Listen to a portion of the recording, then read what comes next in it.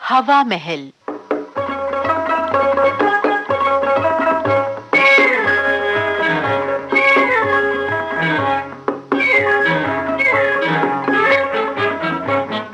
श्रोताओं, हवा महल में आज आपको सुनवाते हैं सलीमा खुर्शीद की लिखी नाटिका कल और आज। निर्देशक गंगा प्रसाद माथुर। तस्वीर तेरी दिल मेरा। बेटा मनोज। अरे माँ, तुम कब से मेरे पीछे खड़ी हो? बैठो बैठो ना माँ। पहले तो ये बता कि इतनी दिलचस्पी से किसका फोटो देख रहा है? फोटो? कि तुझे मेरे आने की खबर तक न हुई? तो क्या तुमने फोटो भी देख लिया माँ? हाँ, बहुत अच्छी तरह से। लेकिन मनोज, ये लड़की है कौन जिसकी तस्वीर में तुम ऐसे गुम थे? माँ पहले ये बताओ, तुम्हें कैसी लगी? पसंद आई ना? लड़की सिर्फ सूरत ही से तो नहीं देखी जाती। माँ वो बहुत अच्छी है, सच। नंदा की बात ही कुछ और है। मैं उसे बहुत चाहता हूँ माँ। यूँ समझो कि मैं उसके बगैर रह नहीं सकता। नंदा नाम तो बड़ा प्यारा है। क्या वो भी तेरे बिना नहीं रह सकती? हाँ, हमने साथ जीने और साथ मरने की कस्में खाई हैं। ओह, तो मामला यहाँ तक पहुँच चुका है। अरे बेशर्म, तुझे अपनी प्रेम कथा माँ से कहते शर्म भी नहीं आती? अरे माँ, तुमसे नहीं कहूंगा तो फिर किससे कहूंगा? पिताजी के सामने तो अपना दम निकलता है। अच्छा, मैं तेरे पिताजी से बात करूंगी। लेकिन देख, तू कल मुझे नंदा से मिला दे। कल क्यों माँ? आज ही क्यों नहीं मिला दूं? बेसब्र कहीं का। चल।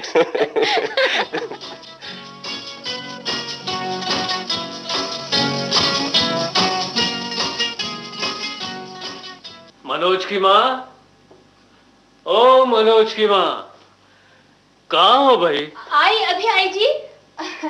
रसोई में थी, आपके आने का समय हो रहा था, सोचा गर्मा गर्म पकौड़े बना दूं। अरे क्या बात है, आपकी तबीयत तो ठीक है ना? बहुत सुस्त और निढाल लग रहे हैं। नहीं, तबीयत तो ठीक ही है। दरअसल आज दफ्तर में काम इतना ज्यादा था कि 1 मिनट की फुर्सत नहीं मिली। बेहद थक गया हूँ। अच्छा, आप आराम से बैठिए, मैं पहले नाश्ता लगा दूं। इतना सा तो मुंह निकल आया है। ये लीजिए, पहले कुछ खा पी लीजिए। लाओ भाई लाओ, भूख तो वाकई खूब लग रही है। ये लीजिए चाय। हाँ, लाओ भाई लाओ। अरे क्या मनोज अब तक नहीं आया? जी आया भी और गया भी। क्या मतलब? मतलब ये कि वो नंदा को मुझसे मिलाने लाया था, अब उसे छोड़ने गया है। ओहो, तो मामला यहाँ तक पहुँच गया। देखो जी, मैंने रात को आपसे इस बात का जिक्र किया तो था। फिर क्या नंदा तुम्हें पसंद आई?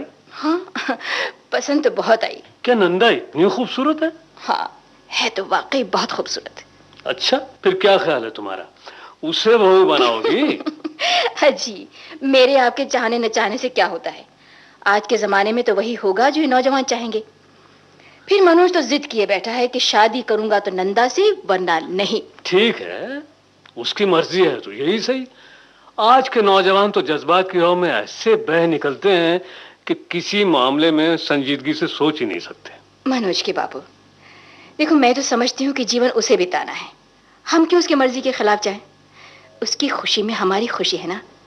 और फिर हमारा एक ही तो बेटा है। ठीक है, अगर तुम भी यही चाहती हो तो यूं ही सही, करो शादी की तैयारियां।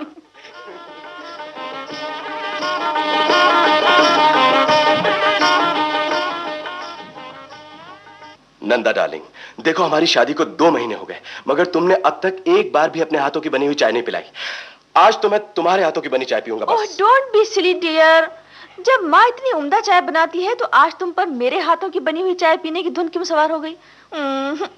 मेरा मूड तो इस वक्त नॉवेल खत्म करने का है। नंदा, तुम्हें मुझसे प्यार है ये नॉवेल से? मुझे देखो कितना ख्याल रहता है तुम्हारा। आते आते पिक्चर का टिकट भी ले आया हूं। हाय सच, तो पहले क्यों नहीं बताया? खामख्वाह इतना वक्त बर्बाद कर दिया बातों में। अच्छा, तुम माँ के पास जाकर चाय पियो, तब तक मैं कपड़े बदल कर आती हूँ। जल्दी करो डियर, कहीं पिक्चर शुरू ना हो जाए। मैं जा रही हूँ कपड़े बदलने। वाह रे श्रीमती जी वाह, ये भी खूब रहे। चाय के लिए कब से कह रहा था तो उठा नहीं गया, और पिक्चर के लिए झटपट तैयार। लेकिन टिकट कौन कम वक्त लाया है? अरे ये मेम सब तो सिंगार करने चल पड़ी। बेटा मनोज, अब तो लेकर जाना ही पड़ेगा पिक्चर, चाहे टिकट ब्लैक से ही क्यों ना खरीदने पड़े। खैर चाय पी लें फिर सोचते हैं। माँ, माँ। अरे माँ तो किचन में भी नहीं है, शायद पिताजी के कमरे में। अरे हाँ, उधर ही तो है। मिला एक कप चाय और। हाँ ये लो। हलवा तो तुमने आज बड़ा ही मजेदार बनाया है मनोज की माँ। घर आकर और तुम्हारे हाथों की चाय पीकर सचमुच सारे दिन की थकन दूर हो जाती है। बस बस, आपकी बातें तो ऐसी होती हैं। अब जरा लेट जाइए, दिन भर ऑफिस में काम करते हैं, थक जाते होंगे। जरा मैं किचन में जाऊं। चलो बेटा मनोज, पति की सेवा तो देख ली, अब पत्नी सेवा करो। पत्नी सेवा आज के जमाने में नसीब वालों को ही मिलती है भाई। लेकिन लेकिन कितना अंतर है नंदा में और माँ में। नंदा को मेरा जरा भी ख्याल नहीं। अरे मनोज, तू यहाँ किचन में क्या कर रहा है? चाय तो तुम लोगों ने पी ली होगी ना? चाय नहीं, हाँ हाँ हाँ, दरअसल माँ वो दफ्तर में आज एक पार्टी थी, इसलिए बहुत कुछ खा पी लिया था। अब कुछ खाने पीने को बिल्कुल दिल ही नहीं चाहता। अरे अच्छा, एक कप चाय तो पी। अरे आ ना। तुम कहती हो तो माँ दे दो एक कप चाय। ला।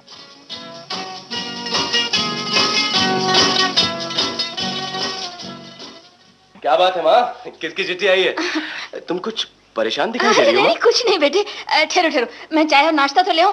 तुम दोनों अभी ऑफिस आए हो थके मांदे, बातें तो फिर भी होती रहेंगी। आखिर बात क्या है पिताजी? दरअसल बेटा बात यह है कि आज सास और बहू दोनों के मैकों से चिट्ठियां आई हैं, दोनों के बुलावे की। अच्छा, तो इसमें परेशान होने की क्या बात है? परेशानी की बात यह है कि बहू भी जाना चाहती है क्योंकि उसके भाई का जन्मदिन है, और चूंकि तुम्हारे नाना जी बीमार हैं, तुम्हारी माँ का जाना भी जरूरी है। नाना जी बीमार है, माँ का जाना तो वाकई जरूरी है। हाँ, नंदा ना भी जाए तो कोई हर्ज नहीं है। वाह वाह वाह, ये आप क्या कह रहे हैं? मैं क्यों ना जाऊं?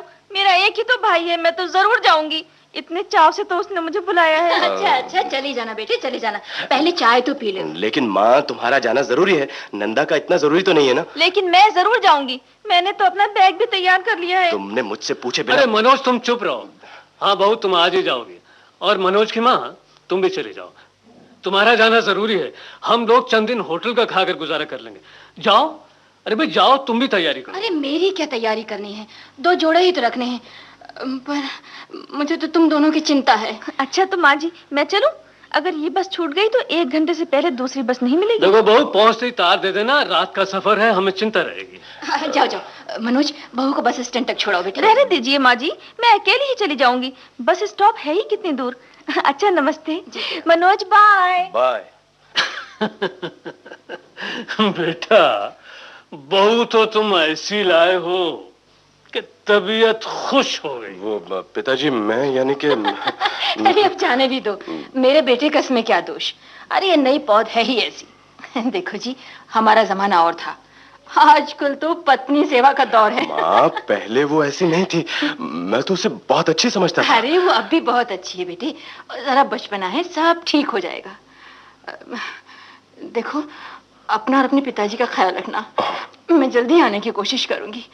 पड़ोस वाले से मैंने सब कह दिया है, वो अपने काम वाली बाई को भेज दिया करेगी।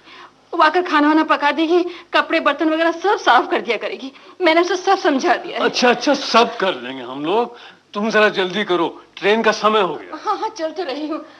बेटा मनोज, हाँ, रोजाना ऑफिस से सीधा घर आ जाया करना। तुम्हारे पिताजी भी थके मांदे आते होंगे, साथ ही चाय और नाश्ता कर लिया करना। अच्छा माँ, अच्छा चलो भी ना। हाँ, वो नाना जी का हाल जरूर लिख देना है, और इधर की बिल्कुल चिंता मत करना। अरे चिंता कैसे न करूं? देखिए जी, आपका स्वेटर और मफलर कपड़ों की अलमारी के ऊपर रखा हुआ है, ले लेना। हाँ ध्यान से। हाँ मैं ले लूंगा। अब चलो भी, गाड़ी छूट जाएगी। अरे जा तो रही हूँ।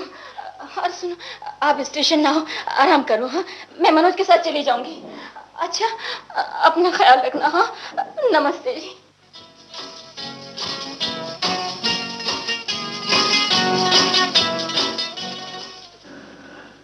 तुम आ गए मनोज बेटे? जी पिताजी, दरअसल आज ऑफिस में पेमेंट था, इसलिए देर हो गई। खैर कोई बात नहीं। और हाँ देखो, तुमने बहू को अपनी बीमारी का तार दिया था। अच्छी, उसका जवाब आया है। हाँ, क्या लिखा है? खुद ही पढ़ लो। ओह, तो वो 1 महीना और रहकर आएगी। उसे नैनीताल जाना है। मेरी बीमारी का तार पाकर भी उस पर कोई असर नहीं हुआ। और ये लो, तुम्हारी माँ का भी जवाब आ गया है। माँ ने क्या लिखा है? लो, ये भी खुद ही पढ़ लो। लिखा है, मैं आज की गाड़ी से पहुंच रही हूं। हे भगवान, कितना फर्क है दोनों तारों के मजमूनों में।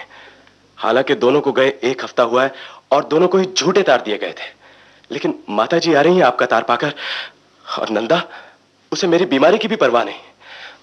पिताजी, ऐसा क्यों है? बेटा, इसे कहते हैं जनरेशन गैप। Generation gap? हाँ बेटे, हमारे जमाने में ना तो साथ जीने की कस्में खाई जाती थीं और ना साथ मरने के वादे किए जाते थे।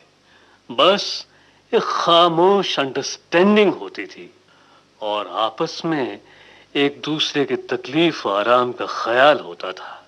एक एहसास होता था, ऐसा एहसास जिसको साबित करने के लिए वादों और कस्मों की जरूरत नहीं होती थी। पिताजी, पिताजी, मेरा नंदा के साथ गुजारा नहीं हो सकता।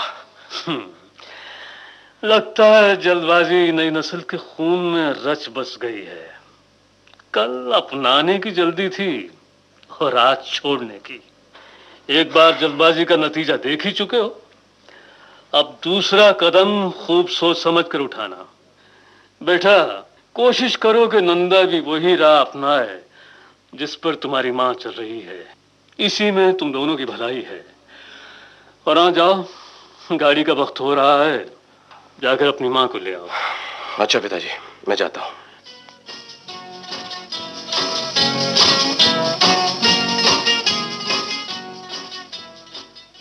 मनोज के बापू, मनोज के बापू, कैसे हैं आप? सच कहिए, कैसी तबीयत है? देखो ना, ये मनोज कहता था कि तार झूठा दिया गया था। ये तुम्हारे बेटे की शरारत थी। क्या? तुम दोनों सास बहू की कमी पूरी तरह महसूस हो रही थी, बस इस शैतान ने दोनों को तार भेज दिया, तुम्हें मेरी बीमारी का और बहू को अपनी बीमारी का। हे भगवान, मैं तो घबरा गई थी। न जाने रास्ते पर कितने देवी देवता माना डाले मैंने। बहू भी आ गई होगी ना? अभी तक तो नहीं आई। माँ, अब वो इस घर में कभी नहीं आएगी। मैं उसे छोड़ दूंगा। कौन किसे छोड़ देगा? तुम। पिताजी नमस्ते। जीती रहो। नमस्ते माँ जी। जीती रहो बेटे। और हाँ मनोज, तुम्हारी तबीयत अब कैसी है भाई? तुम्हें मेरी तबीयत से क्या? तुम तो खूब सैर सपाटे करो। जी, अगर सैर सपाटे ही करने होते तो इस वक्त यहाँ नजर ना आती। मगर तुमने तो लिखा था कि तुम नैनीताल जा रही हो, 1 हफ्ते बाद आओगी। मैं तो आने ही वाली थी, तुम्हारा तार ना आता तब भी आती। फिर इस झूठ की क्या जरूरत थी? जैसा झूठा तार वैसा ही झूठा जवाब। मतलब ये कि मैं समझ गई थी कि सिर्फ मुझे बुलाने ही के लिए तुमने झूठा तार दिया है। इसीलिए वैसा ही झूठा जवाब मैंने भी दे दिया। कहो कैसी रही? अच्छा मनोज के बापू, ये सब क्या हो रहा है? मेरी भी अकल हैरान है। पिताजी, मैं बताऊं ये क्या मामला है? ये वही मामला है। वही क्या? Generation gap.